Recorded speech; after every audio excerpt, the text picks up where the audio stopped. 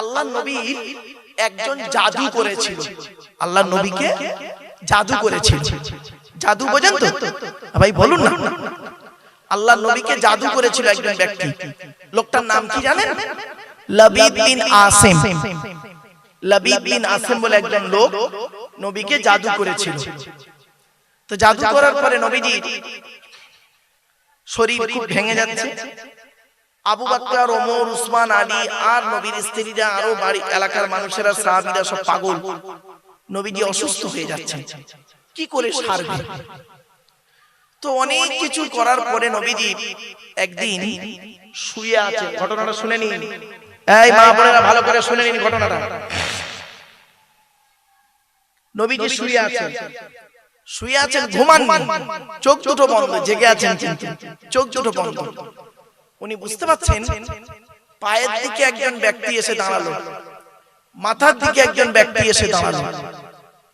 পায়ের দিকের ব্যক্তিটা মাথার দিকের ব্যক্তিকে প্রশ্ন করছে, ইনি কে? মাথার দিকের ব্যক্তিটি বলছে, ইনি মুহাম্মাদুর রাসূলুল্লাহ। একটা নবীজি শুনছেন, নবীজি কোনো কথা বলেনি, শুনছেন। পায়ের দিকের ব্যক্তিটা আবার প্রশ্ন করছে, এনার কি হয়েছে? মাথার দিকের ব্যক্তিটা বলছে, এনাকে জাদু করেছে। আবার প্রশ্ন করছে, এনাকে কে জাদু করেছে? মাথার দিকের ব্যক্তিটি বলছে, লবিদ বিন আসিম বলে এক ব্যক্তি জাদু করেছে। এনার মাথার চুল নিয়ে চিরুনি ভাঙা, হাড় ভাঙা, এইসব নিয়ে বনি জারিকের কুয়ায় ওনার চুলের ভিতরে 11টা গেরো বেঁধেছে। চুলটাকে নিয়ে 11টা গেরো বেঁধেছে। বনি জারিকের কুয়ায় পাথর চাপা দিয়ে রাখা আছে, এই জন্য ওনার শরীর খারাপ। পায়ের দিকের ব্যক্তিরা জিজ্ঞেস করছে, কি করে সারবে? বলছে, ওই চুলটা তুলতে হবে। তুলে কোরআনের দুটো সূরা আছে, কুল আউযু বিরাব্বিল ফালাক, কুল আউযু বিরাব্বিন নাস। এই দুটো সূরাতে 11টা আয়াত আছে। একটা করে আয়াত পড়বে আর চুলের গেরো খুলবে। এই 11টা আয়াত পড়া হয়ে যাবে দুটো সূরাতে, আর গেরো 11টা খোলা হয়ে যাবে। আল্লাহ চাহে ওনার শরীর ভালো হয়ে যাবে। বলি, এই মা বোনেরা আস্তে, মা আস্তে, মা আরে মা, যেদিন মরে যাব সেদিন বুঝবে রে। মানুষটা এই ওয়াজটা করেছিল। বলছে, বলি দুজনেই হাওয়া।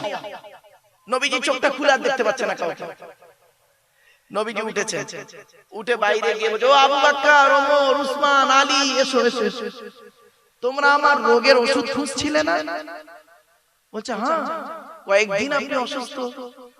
বলছে, আমার আল্লাহ আমার রোগের ওষুধ বলে দিয়েছে। বলছে, কিরকম ভাবে? বলছে, শোনো, বনি জারিকের কুয়া কোথায় গো? বনি জারিকের কুয়ায় লবিদ বিন আসিম আমার মাথার চুল নিয়ে 11টা গেরো বেঁধে আর পাথর চাপা দিয়ে রেখে দিয়েছে। কোরআনের দুটো সূরা আছে, কুল আউযু বিরাব্বিল ফালাক, কুল আউযু বিরাব্বিন নাস। এই দুটো সূরাতে 11টা আয়াত আছে। একটা করে আয়াত পড়বে, একটা করে চুলের গিরো খুলবে। আল্লাহর রহমতে আমার শরীর ভালো হয়ে যাবে। বাস, কে এখন যাবে? হযরত আলী রাদিয়াল্লাহু তাআলা আরো 3 জন সাহাবীকে নিয়ে উনি গেলেন বনি জারিকের কুয়ায়। গিয়ে সেখান থেকে উনি করলেন কি, ওই চুলটাকে উদ্ধার করে আনলেন। শুনেনি, চুলটাকে উদ্ধার করে আনলেন।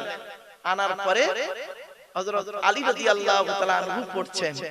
মা বোনেরা শুনেনি, বিসমিল্লাহির রহমানির রহিম। কুল আউযু বিরাব্বিল ফালাক মিন শাররি মা খালাক ওয়া মিন শাররি গাসিকিন ইযা ওয়াকাব ওয়া মিন শাররিন নাফাসাতি ফিল উকাদ ওয়া মিন শাররি হাসিদিন ইযা হাসাদ। 5টা গিরা খোলা হয়ে গেল। কুল আউযু বিরাব্বিন নাস মালিকিন নাস ইলাহিন নাস মিন শাররিল ওয়াসওয়াসিল খান্নাস আল্লাযী ওয়াসওয়াসু ফি সুদুরিন নাস মিনাল জিন্নাতি ওয়ান নাস। 11টা গেরো পড়া হয়ে 11টা আয়াত পড়া হয়ে গেল, চুলের 11টা গেরো খোলা হয়ে গেল। আমার রাসূলুল্লাহ আল্লাহর হুকুমে সুস্থ হয়ে উঠে দাঁড়ালেন। আচ্ছা, এটা যে পড়লাম, আপনারা শুনলেন ঘটনাটা, সুবহানাল্লাহ বললেন, লাভ কি হলো? কি লাভ হলো শুনে নিন। এবার কি বলছেন আল্লাহর নবী? আল্লাহর নবী বললেন, ও আমার উম্মতেরা শুনে নাও, তোমাদের বাড়ির মধ্যে যদি কোনো ব্যক্তি, কোনো নারী বা কোনো পুরুষ এই কুল আউযু বিরাব্বিল ফালাক 7 বার যদি পড়ে, কুল আউযু বিরাব্বিন নাস যদি 7 বার পড়ে, এই দুটো সূরা যদি 7 বার করে পড়ে যদি কোনো ব্যক্তির গায়ে ফুঁক দেওয়া হয়, নারী পুরুষ ছেলে মেয়ে নাতি নাতনি দাদু স্বামী স্ত্রী যদি গায়ে ফুঁক দেওয়া হয়, ওই বাড়িতে জিন ভূত পরি জাদু বানটোনা কিছুই লাগবে না। জান আজ বাড়ি থেকে প্র্যাকটিক্যাল করবেন, প্র্যাকটিক্যাল করবেন। আর আপনি এই সব না করে কি করেন? আপনি আমার কাছে এসেছেন তাবিজ নিতে, ঠিক না বেটি? আপনি আমার কাছে এসেছেন তাবিজ নিতে, বাচ্চার তাবিজ দেন হুজুর। তা আমি ওই দুটো সূরাই লিখে দেব আর আউযু বিকালিমাতিন তাম্মা লিখে দেব, দিয়ে বলো দাও 5000 টাকা। শুনতে খারাপ লাগলো না?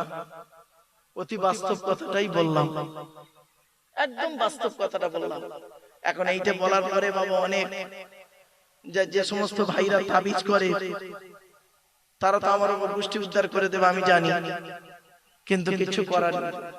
আমি এখন পর্যন্ত কোনো হাদিস পাইনি বাবা। কেউ যদি পেয়ে থাকেন, আমি অন ক্যামেরাতে বলছি, এই ইউটিউবার আছে, পৃথিবীর কোন আলেম যদি আমাকে একটা হাদিস একটু শোনাতে পারেন, আমার তো জ্ঞান কম, লেখাপড়া তেমন নেই বাবা, তো যদি কোনো আলেম বা কোনো বক্তা, কোনো মাওলানা সাহেব একটা হাদিস অন্তত সহি হাদিস বলতে পারেন যে আল্লাহর নবীর জামানায় সাহাবীরা এসে কোন এক সাহাবী নবীকে বলেছেন, ইয়া রাসূলুল্লাহ, আমার ঘরটা জিনের খুব উৎপাত, আপনি এসে আমার 4 কোণে 4টে 20 ফুট রড পুঁতে দেন, দিয়ে আজান দিয়ে রড গুলো পুঁতে দেন, আর দিয়ে আপনি আমার ঘরটা বন্ধ করে দেন। আল্লাহ রাসূল জীবনে একটা হাদিস যদি আপনারা আমার দেখাতে পারেন, ইনশাআল্লাহ আমি সেই দিন থেকে সমাজের মানুষের কাছে বলবো, আমিও সাপোর্ট করে বলবো যে আপনারা প্রত্যেকের ঘরগুলো সব বন্ধ করে দিন। জিন এত পরিমাণ ঢুকে পড়েছে আপনাদের ভেতরে, মানে রাস্তা নেই, মানে হরদম ঢুকে পড়েছে। পালাবার জন্য ওই 4 কোণে 4টে আজান দেবেন আর 20 ফুট রড পুঁতে দেবেন, জিন চলে যাবে।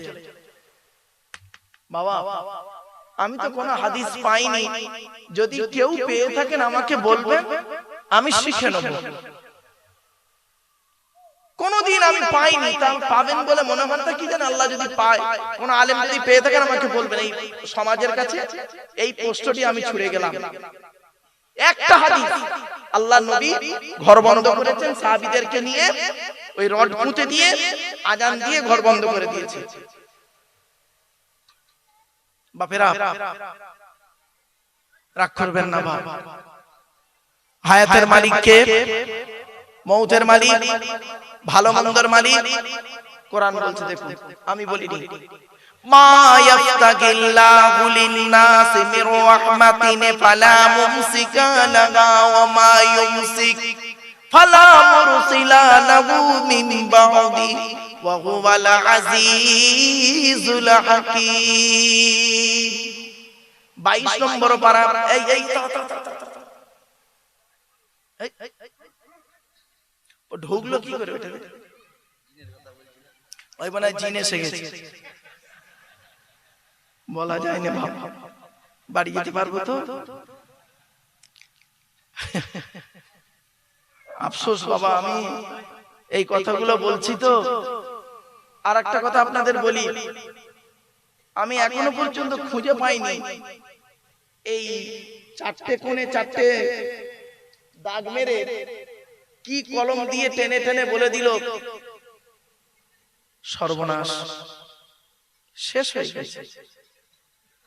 শেষ হুজুর, কি শেষ হলো? তোমার বাড়ির পেছনে নারকেল গাছ আছে, বাড়ির পাশে পুকুর আছে। আচ্ছা ভাই, এই পশ্চিম বাংলা কার বাড়ির পেছনে নারকেল গাছের আর পুকুর নেই বলবো? লাউ ঠেলা। শাওড়া গাছ আছে, তেঁতুল গাছ আছে। আচ্ছা ভাই, তেঁতুল গাছ তো প্রায় লোকের বাড়ি থাকে। তেঁতুল জানো না? জেন থাকে তেঁতুল গাছে। লাউ ঠেলা। সে বেচারা তেঁতুল গাছের পায়খানা, ভয় তার পায়খানায় যায়নি, ভয় তার পায়খানায় যায়নি, তেঁতুল গাছের গোড়ায় পায়খানা করতো। জেন আছে ওর ভিতরে। আল্লাহর কোরআন বলছে, আমি বলিনি, শুনে নিন। কথাটা শুনতে হাসি লাগছে, আমি জানি। আমার এই কথাগুলো নিয়ে আবার কিছু মৌলবি চিল্লাচিল্লি করবে, বাস্তবটাই বলছি। জিন জাতি আছে 100%। ওমা খলাকতুল জিন্না ওয়াল ইনসা ইল্লা লিয়াবুদুন। শুধু তাই না, ওয়ালাকাদ যারানা লি জাহান্নামা কাসীরাম মিনাল জিন্নি ওয়াল ইনসি। জিন জাতি আছে 100%, এটা বিশ্বাস করতে হবে। এটা কোনো অস্বীকার করার জায়গা নেই, কোরআনকে অস্বীকার করা হয়। কিন্তু এমন কিছু মানুষের কাছে না বলাটাই ভালো। মানুষকে, জনগণকে অন্তত সঠিক মেসেজটা দেওয়াই ভালো। সে কি করে পরিবর্তন হবে? আমরা তাকে এই শিক্ষাটা দিই না। আজ আপনারা তাবিজ করবেন, আজ আপনারা ঘর বন্ধ করবেন। আমি আপনাদের বলে যাচ্ছি, যে বাড়িতে সূরা ইয়াসিন, সূরা রহমান, সূরা ওয়াকিয়া, সূরা মুলক, সূরা দুখান, সূরা মুজাম্মিল, এই 5-6টা সূরা তেলাওয়াত করা হয়। তারপরে হচ্ছে শুক্রবারে সূরা কাহাফ। মা বোনেদের বলে যাচ্ছে, আপনাদের বলে যাচ্ছি, রাতের বেলা যখন ঘুমাবেন, রাসূলুল্লাহ বলেছেন, কোন মানুষ যদি রাতের বেলা ঘুমানোর আগে সূরা মুলক তেলাওয়াত করে, তাবারাকাল্লাযী বিয়াদিহিল মুলক, 29 পারার প্রথম সূরা, কোন ব্যক্তি যদি তেলাওয়াত করে ঘুমায়, ওই ব্যক্তি মারা যাওয়ার পরে ওই ব্যক্তিকে যখন মাটি দিয়ে আসা হয়, আল্লাহ পাক ওই সূরা মুলক পড়ার কারণে রাসূলুল্লাহ বলেছেন, তার কবরটাকে আল্লাহ পাক নূরুন আলা নূর, আলোয় আলোকিত করে দেন। আপনারা মোবাইল ঘাটেন, রাতের বেলা ঘুমানোর আগে ওযু করে শোবেন, আর মোবাইলটা সূরা মুলক শুরু করে দেবেন তেলাওয়াতটা। তেলাওয়াত শুনতে শুনতে শুনতে শুনতে ঘুমিয়ে পড়বেন। কেন আপনি এত বড় একটা ফজিলত থেকে দূরে আছেন? কুল হুয়াল্লাহ সূরা যদি কোনো মানুষ পড়ে, যে সূরাটা আপনি এতক্ষণ আলোচনা করছিলাম, কুল হুয়াল্লাহ সূরা যদি কোনো মানুষ 3 বার পড়ে, কবার 3 বার যদি কোনো মানুষ পড়ে, ওই ব্যক্তি পড়ার পর 3 বার যদি আন্তরিকতা নিয়ে কুল হুয়াল্লাহ সূরা পড়ে, এক খতম কোরআন শরীফ পড়ার সওয়াব আল্লাহ লিখে দেবে। আপনি কেন দূরে আছেন? কেন দূরে আছেন মা বোনেরা? আরেকটা বলে দিচ্ছি, শুনে নিন। আল্লাহর নবীর জামানায়, আল্লাহর নবীর কিছু সাহাবী একটা এলাকায় গিয়েছেন। সেই এলাকার লোকেরা, ওদের যে হেড প্রধান, সে করেছে কি, গুরুত্ব দিচ্ছিল না মুসলমানদেরকে। আল্লাহর কিষান ওই প্রধানের, ওদের যে নেতা, সাপে কামড়ায়। কিছু বুঝতে পারছেন আমার ভাষা? শুনে নিন, শিখে জানাচ্ছি এখান থেকে। সাপে কামড়াতে বিষ উঠে গেছে, গাল থেকে গায়ে বেরোচ্ছে, মরেনি। এবারে একজন ব্যক্তি এসে বলছে, এই সাপের বিষ নামাবে কে? তো একজন ব্যক্তি এসে বলছেন, ভাই, ও মুসলমান ভাইরা, তোমাদের মধ্যে এমন কেউ আছো সাপের বিষ নামাতে পারবে? সাপে কামড়েছে, সাপের বিষ নামাতে পারবে এমন কেউ আছে? তখন একজন সাহাবী বললেন, আমি আছি, আমি সাপের বিষ নামাবো ইনশাআল্লাহ। পারবেন? চলো।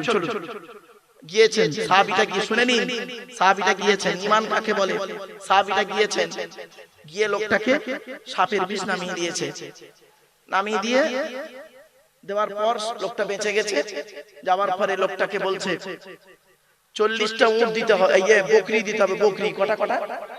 40টা বকরি, 40টা বকরি দেওয়া হলো। শুনে নিন, 40টা বকরি দিল। দেওয়ার পরে উনি করলেন কি, 40টা বকরি এনে আল্লাহর নবীর কাছে এলেন সকলে সাহাবীরা। 40টা বকরি নিয়ে নবীজির কাছে এসে সব ঘটনাগুলো খুলে বললেন, ইয়া রাসূলুল্লাহ, আমরা অমুক জায়গায় গিয়েছিলাম, সেখানে যেতে তারা আমাদেরকে যথাযথ সম্মান দিচ্ছিল না। এমত অবস্থায় তাদের যে প্রধান ছিল, নেতা, লিডার, তার সাপে কামড়ায়। আমাদের মধ্যে একজন সাহাবী গিয়ে ওই সাপের বিষটা নামিয়ে দেয়। তারপর কি হলো, সাপের বিষ নামে নেমে যাওয়ার পর তারা আমাদেরকে 40টা বকরি দিয়েছে, 40টা। নবীজি শুনে বললেন, তোমরা খাও, আমার জন্য কিছু রেখো। নবীজি বললেন, তা বললো, তোমাদের মধ্যে কে গিয়ে সাপের বিষ নামালো? কোন সাহাবী? তা বললো, ইয়া রাসূলুল্লাহ, ওই সাহাবী। তাকে ডাকা হলো।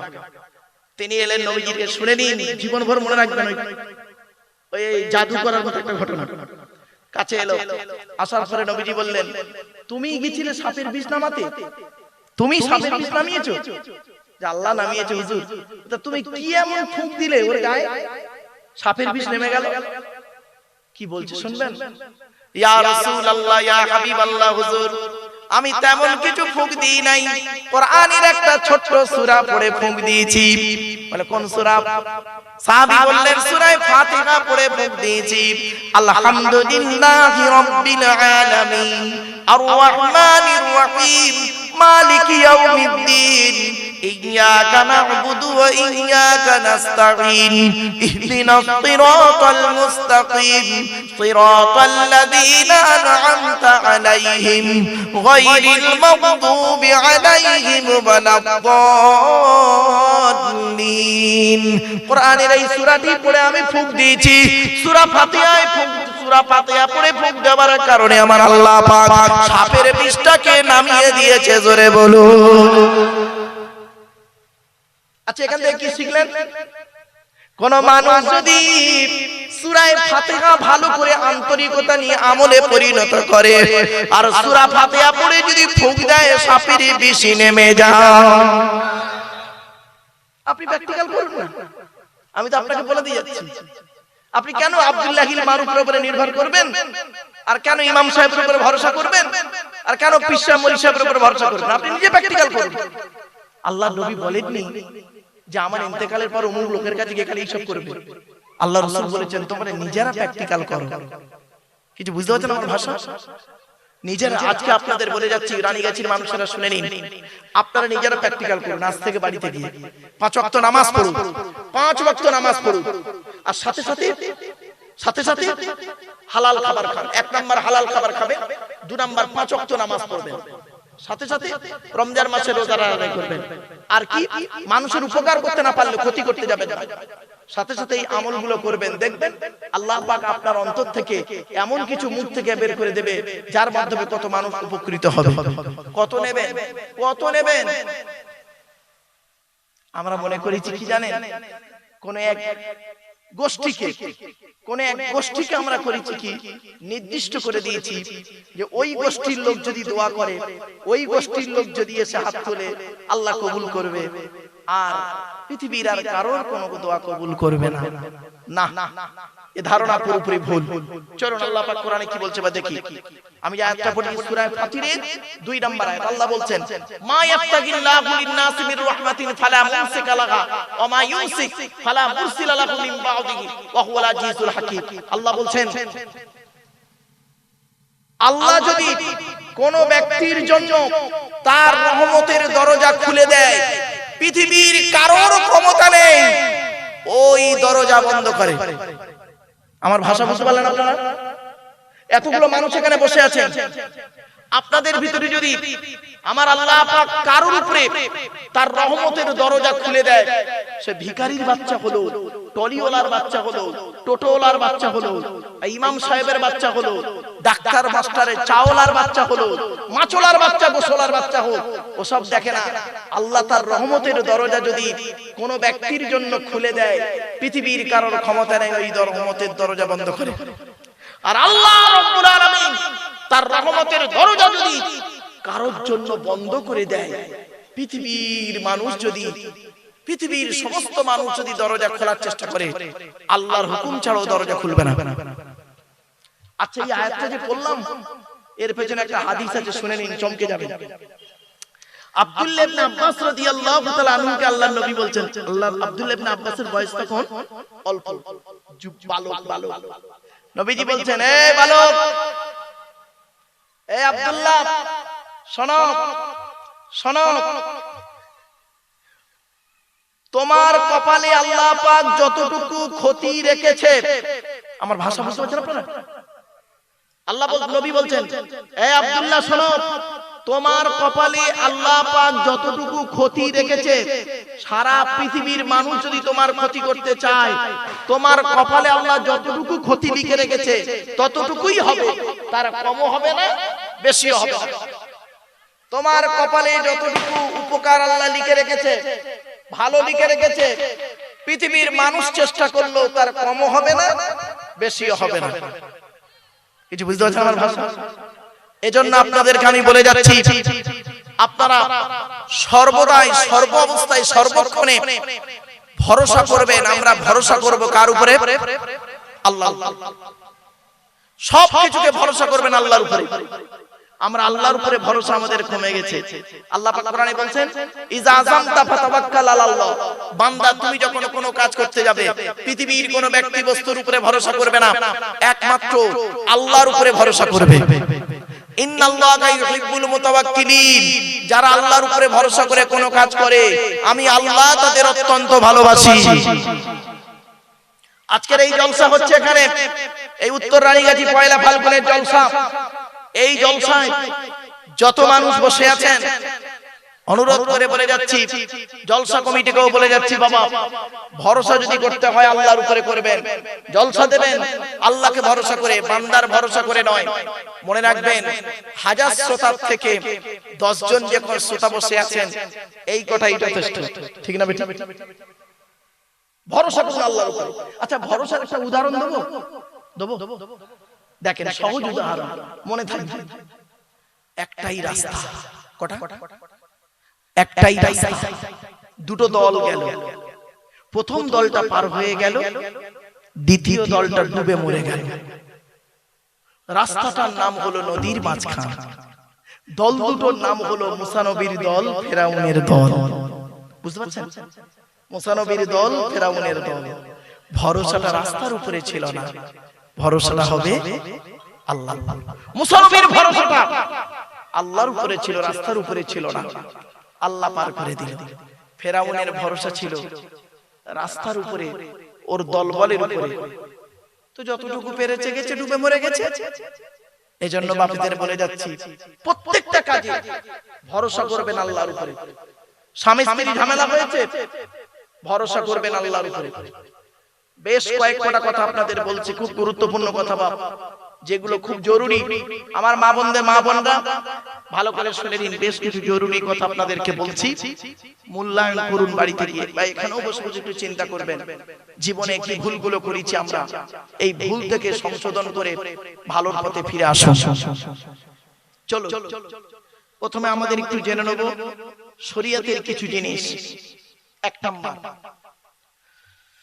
5টা পয়েন্ট। কটা? 5টা পয়েন্ট মনে রাখবেন। আচ্ছা, আপনারা কি সব মুমিন? বলুন, আপনারা কি মুমিন? জোরে বলুন না। মুমিন। আমি আপনাদের চিনব কি দেখে? আইয়া বলছে দাড়ি দেখে।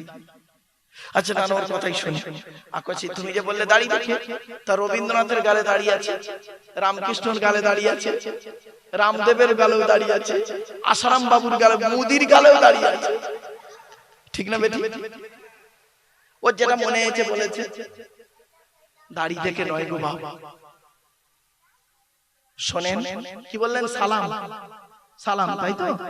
ও বাবা, কত হিন্দুর লোকেরা বলে আসসালামু আলাইকুম, ঠিক না বেটি?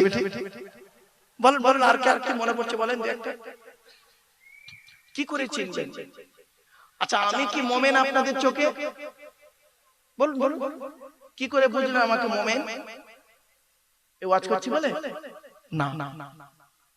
আজ আপনাদের বলে যাচ্ছি 5টা পয়েন্ট। এই 5টা পয়েন্ট যতদিন বাঁচবেন মনে রাখবেন। মা বোনেরা শুনেন, মায়েরা বোনেরা, মুমিনকে চিনবেন কি দেখে? 5টা পয়েন্ট আল্লাহ বলছেন কোরআনে। আমি বলিনি বাবা, কোরআনের আয়াতগুলোকে আমি সহজ ভাষায় আপনাদেরকে খুলে বলছি। চলো, আল্লাহ বলছেন মুমিনকে চিনবে কি দেখে? ইন্নামাল মুমিনুনা আল্লাযীনা ইযা যুকিরাল্লাহু ওয়াজিলাত কুলুবুহুম ওয়া ইযা তুলিয়াত আলাইহিম আয়াতুহু যাদাতুহুম ঈমানা ওয়া আলা রাব্বিহিম ইয়াতাওয়াক্কালুন আল্লাযীনা ইউকিমুনাস সালাত ওয়া মিম্মা রাযাকনাহুম ইউনফিকুন। এই 5টা। এরপর আল্লাহ নিজেই সার্টিফিকেট দিচ্ছে। আল্লাহ নিজেই সার্টিফিকেট দিচ্ছে। দেখুন পরের আয়াতে, উলাইকা হুমুল মুমিনুনা হাক্কা। এই 5টা গুণ যাদের মধ্যে থাকবে তারাই হলো প্রকৃত মুমিন। তাদের জন্য কি আছে? লাহুম দারাজাতুন ইনদা রাব্বিহিম ওয়া মাগফিরাতুন ওয়া রিজকুন কারীম। 3টে জিনিস আছে তাদের জন্য। আসুন কি কি শুনে নিন। আচ্ছা বাপেরা, প্লিজ অ্যাটেনশন, এদিকে তাকান। আল্লাহর নবী মেরাজে গিয়েছিল, নাম শুনেছেন? বলুন না, বলুন, একটু কথা বলুন আমার সাথে। এই উত্তর 24 পরগনা এলে একটু প্রবলেম হয়, এরা একটু কথার উত্তর দেয় না। এই জন্য আমার ওয়াজ উত্তর 24 পরগনায় বাবা বলছিলাম কমিটিকে, এই হাড়োয়া থানায় একটাই জলসা 2025-এ, এই পয়লা ফাল্গুন, আর কোনো জলসা নেই হাড়োয়া থানায়। কেন জানেন? এই জলসা শোনার লোকের অভাব। একটু আমার সঙ্গে কথা বলুন, তবে ভালো লাগবে, আমারও বলতে ভালো লাগবে, আপনাদের শুনতেও ভালো লাগবে, বুঝতে সুবিধা হবে। আল্লাহর নবী মেরাজে গিয়েছিলেন, শুনেছেন? জান্নাত জাহান্নাম দেখেছেন, শুনেছেন? জাহান্নামায় কি দেখলেন, জান্নাতে কি দেখলেন? চলো, জান্নাতে কি দেখলেন? নবীজি বলছেন, আমি জান্নাতের ভিতরে যখন হাঁটছিলাম হঠাৎ দেখি একজনের জুতোর আওয়াজ, খড়মের আওয়াজ। আমি চিন্তা করলাম জান্নাতে আবার জুতার আওয়াজ কার রে? নবীজি বলছেন, আমি ঘুরে তাকিয়ে দেখি বেলালের জুতোর আওয়াজ। সামিতু খসখসাতান আমামি ফিল জান্নাতি ফাইদান বেলালুন। বেলালের জুতোর আওয়াজ। পৃথিবীতে আমি বেলালকে জিজ্ঞাসা করলাম, হে বেলাল, তুমি পৃথিবীতে কি এমন কাজ করেছো বলো তো? বেলাল কিছুক্ষণ পরে বলল, ইয়া রাসূলুল্লাহ, আমি পৃথিবীতে দুটো কাজ করি। কটা? দুটো কাজ খুব গুরুত্ব সহকারে করি। সব কাজ করি, তবে এই দুটো খুব গুরুত্ব দিয়ে করি। কি কি? এক নাম্বার, আমি কোনদিন নাপাক অবস্থায় বেশিক্ষণ থাকি না। এই মা বোনেরা শুনে নিন, ইয়া রাসূলুল্লাহ, আমি কোনদিন নাপাক অবস্থায় বেশিক্ষণ থাকি না। তাহলে কি করো? নাপাক হয়ে গেলে সঙ্গে সঙ্গে ওযু, গোসল, তায়াম্মুম, যেটার প্রয়োজন যেটা, সঙ্গে সঙ্গে হয় ওযু নয়, গোসল নয়, তায়াম্মুম করে পাক হয়ে যায়। কারণ কি? ইয়া রাসূলুল্লাহ, নাপাক অবস্থায় যদি আমার মৃত্যু হয়ে যায়, নাপাক দেহ নিয়ে আল্লাহর কাছে কেমন করে দাঁড়াবো? কিছু বুঝতে পারলেন? আর আমাদের অবস্থা কি? স্বামী স্ত্রী রাত 12টা 1টার সময় নাপাক হয়েছে, স্বামী স্ত্রী নাপাক হয়েছে রাত 12টা 1টার সময়, আর স্বামী স্ত্রী গোসল করছে কখন জানেন? গোসল করছে সেই বেলা 2টার সময়। স্বামী গোসল করছে, বাজার হাট করে এসে ওই নাপাক দেহ নিয়ে বাজার হাট করে মোটরসাইকেল করে ঘুরে এসে উনি বেলা 2টার সময় গোসল করছে। আবার গোসলের ফরজ আদায় করে না। গোসলের ফরজ হলো 3টে। 1 নাম্বার গড়গড়া সহ কুল্লি করা, 2 নাম্বার নাকের নরম গোস্ত পর্যন্ত পানি পৌঁছানো, 3 নাম্বার সারা শরীরটা ভালো করে ধৌত করা। একে নাপাক, তার উপরে গোসলের ফরজ আদায় করলো না, সাবান মেখে তোয়ালে নিয়ে ভালো করে মুছে চলে এলো। অনেক মেয়ে ছেলে আছে দেখবেন, এই বাচ্চাই, অনেক মেয়ে ছেলে আছে দেখবেন, অনেক মা বোন আছে, মায়েরা বোনেরা শুনে নিন, খবরদার এই অভ্যাস যেন আপনাদের মধ্যে এনো না থাকে কোনোদিন। অনেক মেয়ে ছেলে আছে দেখবেন, ভোরের বেলা ফজরের আগে গোসল করে নাপাক থেকে পাক না হয়ে ফজরের নামাজটাই কাজা করে দিল, দিয়ে বেলা 10টার সময় উঠে গোসল করছে। খবরদার, আল্লাহ রাসূল বলেছেন ওই বাড়িতে আল্লাহর রহমত নাযিল হয় না। যে বাড়ির স্ত্রী সকাল সকাল উঠে নাপাক থেকে পাক না হয়, ওই বাড়িতে আল্লাহর রহমত নাযিল হয় না। এই জন্য মা বোনদের বলে যাচ্ছি, মায়েরা আপনারা মনে করবেন আপনাদের উপরে নির্ভর করে স্বামীর রিজিক, স্ত্রীর উপরে নির্ভর করে স্বামীর রিজিক। কেন? মা বোনদের বলে যাচ্ছি, মায়েরা বোনেরা, সকাল সকাল ফজরের নামাজ পড়বেন। যে সংসারের নারীরা ফজরের নামাজ পড়ে না, কোরআন তেলাওয়াত করে না, ওই সংসারে আল্লাহর রহমত থেকে বঞ্চিত হয়ে যায়। স্বামীর ইনকাম কম ইনকাম হলেও দেখবেন ভালোভাবে সংসার চলছে, আর 1000 টাকা 1.5 লাখ টাকা মাসে ইনকাম করছে, খালি নি হয়ে যাচ্ছে। কেন হবে না? বউ ঘুম থেকে ওঠে কটায়? বৌমা ঘুম থেকে ওঠে কটায়? ফজরের নামাজ তো পড়ে না। আল্লাহর রহমত হবে? শুনে নিন, ভালো মিস্ত্রি আর ভালো স্ত্রী কি জানেন? ভালো মিস্ত্রি ঘর বানায়, আর ভালো স্ত্রী ঘর সাজায়।